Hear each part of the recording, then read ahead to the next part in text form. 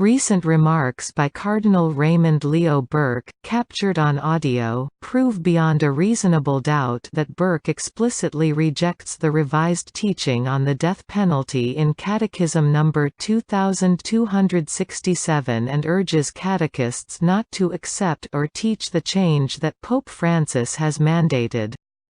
On this site, we have long been tracking the views of those with extremist viewpoints who criticize Pope Francis.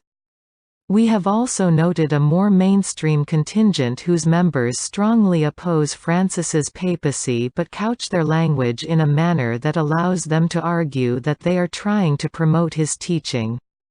I earlier observed this phenomenon with regard to Archbishop Charles Chaput of Philadelphia. More recently, Cardinal Raymond Burke has likewise attempted to present himself as a supporter of Pope Francis in a recent interview on Fox News where he said, "They say that I'm the enemy of the Pope, and nothing can be further from the truth.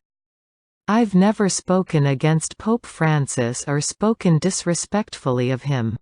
Perhaps Burke hasn't spoken explicitly against Pope Francis's character or passed judgment on the state of his soul.